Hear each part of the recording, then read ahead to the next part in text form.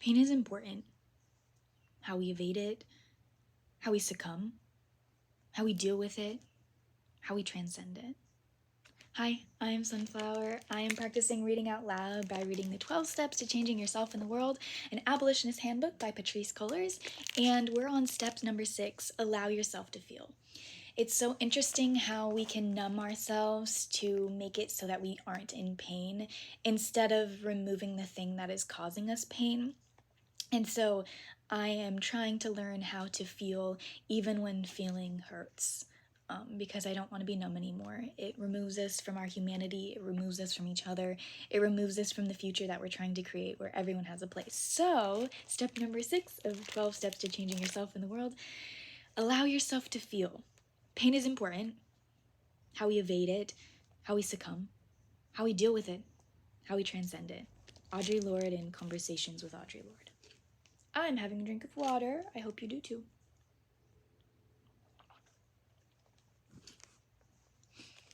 Those who seek to work in the world of abolition likely come from a world designed to numb feelings. Many of us grow up exposed to hurtful experiences. If we don't manage them and process them, we may disconnect from ourselves and each other completely and not feel our past, present, or future. You may get through each day. You may even accomplish what you need to do. The truth of the matter is that you likely have generations of hurt that you're numbing to get through each day. In Conversations with Audre Lorde, the activist and poet talks about her outsider status, even as she worked tirelessly for Black women externally. Her otherness was often painful, and she said necessary. Feelings, from joy to sadness, are essential for development and growth. You can't make progress if you only allow yourself to process positive feelings. You can't make progress if you only allow yourself to process negative feelings.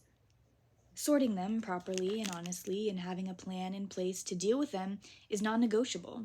It's not negotiable for anyone, doubly so if you plan to do abolitionist work. The white supremacist capitalist patriarchy is designed and held in place with trauma. From enslavement to the activity of the Klan to the movements of the police, it's all about taunting and terrorizing, daring the people it's keeping down to react violently. We've taught ourselves, our children, and our communities how to not feel, and for good reason. In many instances, it's the only way to survive. We have fear. We hold onto that like a security blanket. But other emotions, like love, anger, rage, disappointment, excitement, we're taught to be led by fear and keep all other emotions bottled up. For many of us, it was manifested in childhood in idioms like, fix your face, or you better stop crying before I give you something to cry about. Think about this. A child, usually younger than a teenager, is being physically beaten. Like any other human being, their reaction to that is crying or some other fear-based reaction. The counter response, usually from adults, is to tell the child not to show that fear or pain or frustration, or they'll get more of the punishment. Of course, if that is your upbringing, you'll learn to numb out, to not feel feelings. You'll learn to numb that part of you that is vulnerable. You'll tuck it away, and no one will be able to get to it, including yourself. Here's where things start to fall apart. What help is our movement work if you can't feel the impact of the trauma or joy? How do you help your fellow comrades if you can't feel? How do you work with people whose communities and families have been decimated by white supremacy, who have been numbed, if you haven't handled how it's affected you and your family? Consider this. So many of us have had that relative. It's an elder of any gender who doesn't easily communicate with their partner or children or families. At a family gathering, they are silent, perhaps speaking solely to chide someone or complain. They don't seem to have any emotions except annoyance. Whether it's a graduation, wedding, funeral, or holiday, they don't have much to say. You can't ask about the family tree, you can't ask about the good old days or family recipes. These are the family members who are surviving the impact their trauma had on them. Sitting on the tweed couch with plastic slipcovers with not much to say. We know why this is. It's because so many of our elders have had to bind up their emotions tight, like a bandage rib, for their entire lives. Any emotion, positive or negative, was blunted over the years while they just tried to survive. We can do better. We owe it to them to do better, or at least to try. It is not easy. It is a practice that endures. It is worth it. Sucking up emotions is partly why our life expectancy is so much lower than it should be. Feelings are important because they help us identify our hurts and joys. They help us understand our emotional makeup, thus giving us more possibility and range in naming our needs. Black and poor people in particular are often told directly or indirectly that our feelings do not matter and thus our needs do not matter. We are taught to stuff all the terrible shit that happens to us down in dark corners of our souls. We are trained to just take it, and that the feelings we have bear no weight because our bodies, spirits, hurt, and joy don't matter. Stuffing our feelings or not acknowledging them creates a cycle of self-blame and self-harm that in fact impacts every part of our lives. As abolitionists, the goal of allowing ourselves to feel gives us agency to be the dynamic human beings that we actually are. When we can locate our feelings and give clear and nuanced voice to them, we provide a new pathway for processing our feelings. We also get to identify what the feelings are expressing and what we need from ourselves and others. When I was a child, I was told that I was too sensitive. I cried easily, felt joy often, and wore my heart on my sleeve. I didn't have good examples of how to hold space for my feelings, and that really created a lot of internal turmoil. If I could talk to my younger self right now, I'd tell them it's okay to feel. Hold on to it.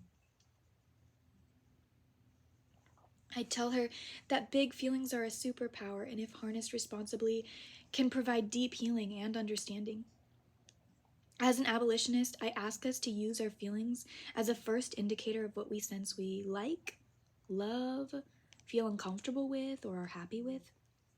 When we give ourselves permission to access our feelings, we can make decisions from a place that honors our needs and the needs of the community around us. When we deny ourselves our feelings, it is like denying ourselves water, food, and basic sustenance. We need our emotional intelligence because that brings us closer to abolition and liberation. We owe it to our ancestors to feel. Feelings were a luxury for many of our forebears. It's literally a luxury to be sad, disappointed, or upset. For people who lived under constant fear that their families could be dismantled at any time, to feel could be to lose your life. On May 31st and June 1st, 1921, in Tulsa, Oklahoma, a massacre was enacted on Greenwood, a black neighborhood, leaving dozens dead and millions of dollars of property wiped out. This is not in the book, but it is just a personal note. I've also read The Burning of Black Wall Street, which is about this, and I highly recommend that book as well. I got that from the library. Anyway, back to reading. It began when a black teenager falsely accused of sexual assault was imprisoned. A group of armed black men stood watch outside the jail to make sure the young man was not lynched. The group was asked to disperse, which they did. At some point, there was a scuffle with white men nearby. Someone's gun discharged. That was it. For the next 48 hours, there was loss of life and property. But this is the true horror of that moment. Thousands of residents left Greenwood, and most of them never spoke about what happened over the course of those 2 days and why they left their entire lives behind. Those who remained never spoke a word of what happened for generations. Most who lived through it took the stories, the atrocities, and the memories to their graves. Try to really envision this. People are dead. Homes are destroyed, and no one speaks out. No one demands justice. It is not discussed even privately. It is folded up, placed deep inside the breast pocket of the community, white hot and painful. For decades, no one feels it because it's wrapped up so deep no one can even find it. Those who come to abolitionist work are likely to come from a place of buried pain and feelings about things that could have manifested even before we were born. The field of epigenetics is devoted to studying how trauma can be passed down to the next generation on a genetic level. While the work is still in its early stages, it does point to a direct genetic marker for people whose forebears experienced trauma like enslavement. They may have passed those feelings to their children and beyond. If this pain is literally in our genetic background, we must learn how to feel it and process it so we can heal from it and thus heal the next generation. If we can pass down trauma, then we can surely pass down healing. This is another principle that is practiced best with professional help or within a community. Sometimes it can get heavy. You want to be supported because what you discover in your work can be triggering for you or others. What to read, watch, see, or hear? The Body is Not an Apology. The Power of Radical Self-Love by Sonia Renee Taylor. Loving ourselves is a key way to help us learn the importance of feeling and healing. If you look into the mirror or touch yourself or see yourself in someone else's eyes and love what you see and feel, it's the beginning of tapping into more positive emotions that will increase your strength for movement work. I'm going to take a little time right now to give myself a hug and feel it deeply and gratefully because I love myself. I invite you to do the same. And if you're struggling because when you're hugging yourself you can't quite feel it, then I invite you to tell your body it's okay to feel it and it's okay to feel yourself hugging yourself. You don't have to be numb to yourself and you don't have to be numb to the ways you love yourself anymore. Okay, now the next section, what I know. In 20 years of organizing, I've dealt with struggling to feel, too little and too much.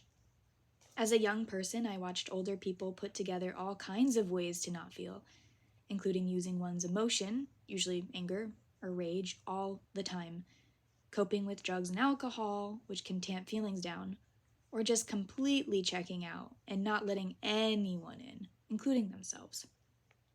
Mental health matters here too. If you have any sort of neurodivergent challenge and it's not being treated or maintained, being able to feel in a way that's constructive and helpful can be doubly hard to do.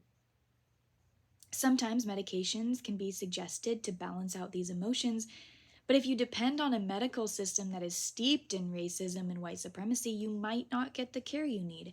I'm going to add ableism to that list. Do your research on different healing methods and experiment to see what feels most aligned with your needs and values. What you know. Writer Aaliyah S. King shared with me that many years ago, she read a haunting piece about what happens when people don't know how to process emotions properly. The writer described her grandmother coming home ready to beat someone in the family for doing something wrong. It turned out that the child in question had not done anything wrong. Whatever the act was, she had not done it. Instead of letting it go, the grandmother said to all the children, "Well, I'm ready now. Someone is going to get this beating. Which one of you is it going to be?" One of the siblings, who was also innocent, volunteered to take the beating. The rest of the sisters watched, silently. How were those women affected by this? An elder who is determined to beat one of her children, even if they are all innocent? How does knowing your elder needs to do that affect you for the long haul? How does watching her actions affect you? When you've grown and perhaps had that courageous conversation with your mom and your sisters and worked on active forgiveness, you'll still forever be affected by something like that. In places like Tulsa and beyond, white supremacy has used the suppression of feelings to hold down communities. If you block the pain, you likely block the feelings needed to fight back against oppression. We have to remember exactly how pain actually works. Pain is in our brain. If you touch a hot stove with your hand, you'll feel a jolt of pain. However, it's not your hand telling you that it hurts. Your nerves relay the message up to your brain and let you know this is hurting. Most of us don't have a problem identifying physical feelings. This cut hurts. My back feels better. I have a headache, a stomach ache. We can identify what we feel on our bodies. What about elsewhere? Does your brain tell you when you're upset, confused, irate, or low? How do you process that information? It's really important to figure this out if you want to be effective in your life as an abolitionist. For the most part, we're all a bit better at feeling positive things than negative things. If we hear good news, we smile. If we see someone we've missed, we lean in for a hug. If we watch something that pulls at our heartstrings, we may cry. If we get a new job or leave a not-so-good job, we pump our fists with joy. What about the other side of feeling? How do you process how it feels to lose a loved one? Do you try to grieve as quickly as possible so you can move on? Or do you let the grief go and work around it? Who has the right formula for how you feel difficult emotions? Only you do. In Judaism, mourners who suffer a loss sit Shiva for 7 days, which means that the grieving stay at home, receive visitors, and mourn. It's a set time to lean into the feelings that come with mourning.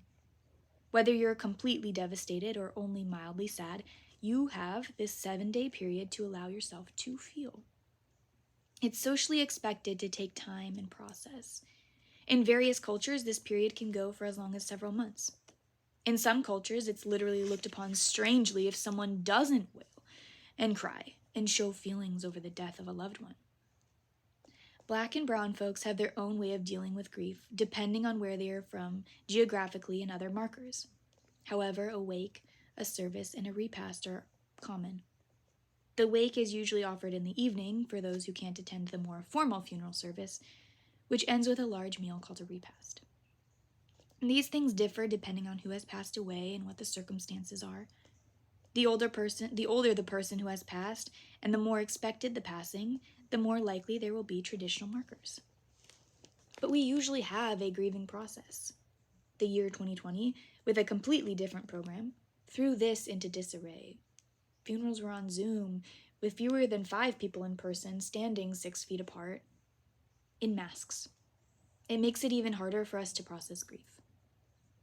When your mom passes away alone in an ICU, with no visitors, that will affect how you handle grief. And it's not just death. Something like a minor disagreement with a friend or a loved one can send that signal to your brain, we feel. It's up to you to determine how intense this feeling is and how long it should last. It's been said to think of all of our feelings as a stew, forever bubbling in an old school cauldron. The pot has to be continually stirred over and over. That's the equivalent of checking in with ourselves. You would never leave a boiling dish on a stove indefinitely. Our brains are the same. And we constantly need to make sure they're not bubbling over. We add feelings to this stew. We build connections. We grow our families. Keep stirring. We enter relationships. We become abolitionists. We change laws. We dismantle systems of oppression. Keep stirring. At no point do you ever just walk away from this pot filled with all of your feelings. You will always make sure everything is simmering at the right temperature. Sometimes you'll take things out, the way we scoop out a bay leaf at the end of making spaghetti sauce. Some things remain in there forever. What's important is that we measure what goes in and comes out. Keep stirring. Keep it all balanced. I'm going to skip the next one, called Those Who Can Show. It's a section about Prentice Hemphill, who's a healer and thought leader. And it is very good, but I am getting tired and reading is getting difficult. So I'm going to skip two sections. Those Who Can Show about Prentice Hemphill and How We'll Grow. Well, How We'll Grow is too important. I'll read that one too. How we'll grow. I know. You're done with opening that notebook and getting ready to take notes on how to make that principle come to life. This one is super easy. Let's create a hypothetical mental cauldron for an abolitionist. Call it how to feel. Imagine that's what it says on your ever-boiling pot. What's in there? Your meetings never start on time. Throw some impatience in that pot. Be careful. It can burn if you don't tend to it. What else is in there? Perhaps some of your fellow abolitionists have more formal education than you? Go ahead and throw that feeling of insecurity in there. It's bitter, right? Go ahead and taste it and understand it may always be there in some form, right at the center of your stew. Has it been months doing abolitionist work with no rest in sight? There's exhaustion right on the top. You can skim that off occasionally and replenish yourself regularly. As you continually tend to your stew, jot down all the feelings that come through in a given day: annoyance, frustration, joy, grief, bitterness, fear. You'll be surprised just how many feelings you have throughout the day. If we don't really think about it, most of us just assume we're automatons, just getting work done, eating a meal, and then going to bed every night. We are so much more complex than that.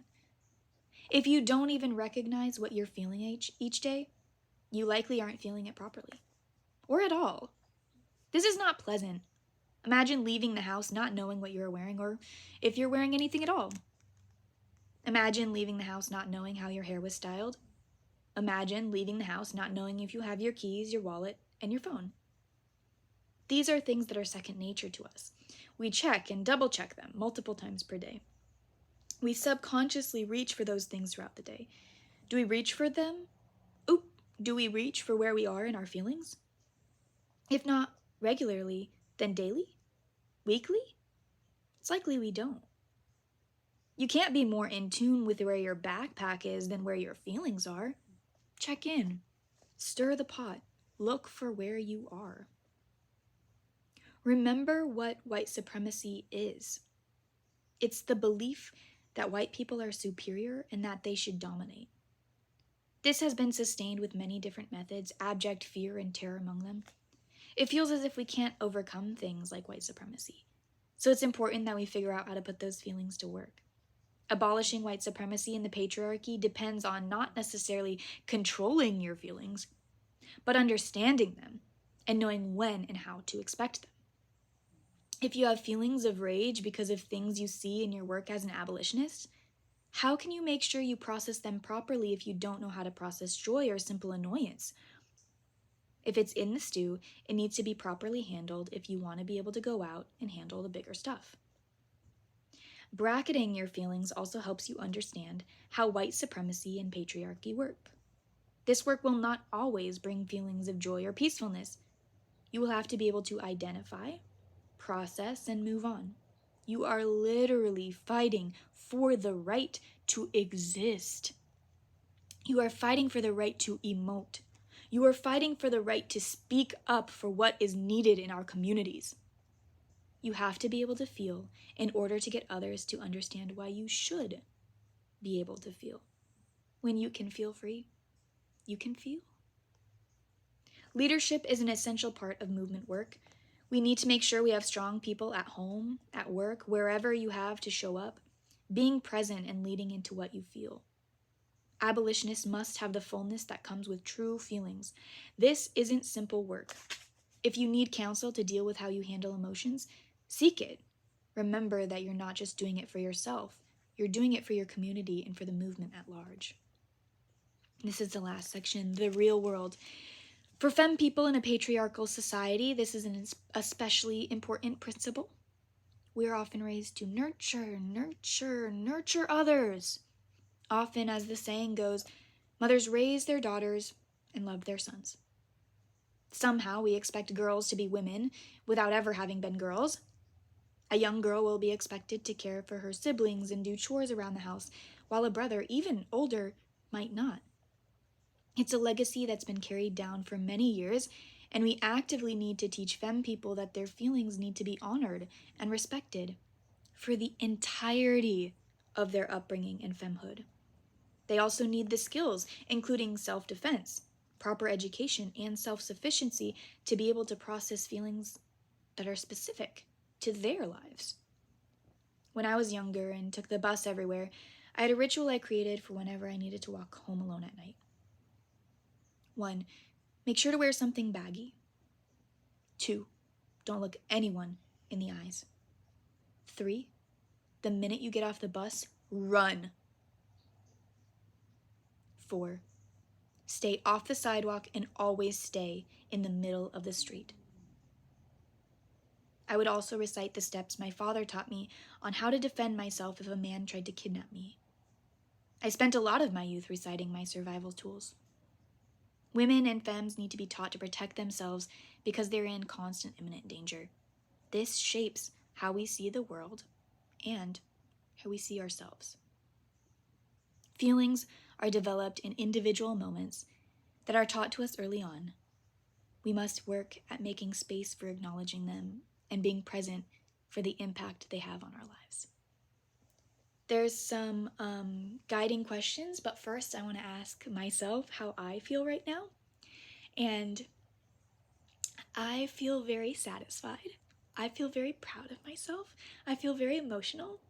I feel a little bit embarrassed, but all of that is moving towards me just being so proud of myself because look at my hair. I need to take a shower, but I wanted to do this more. So I did what I wanted, which was to share the words, the incredible words of Patrice Cullors with the people who I care about, which is you guys. And myself for when I watch this later. And I feel so proud of myself for not looking at myself and being afraid, but looking to you guys and being grateful for this little camera that's there, that's helping me to see myself and for others to know how to feel, because this is important work. So I'm feeling very proud, very excited, a little hungry, kind of embarrassed and greasy, and overall very appreciative. So that's how I feel. If you want to check in and stir the pot of how you feel, please put it in the comments.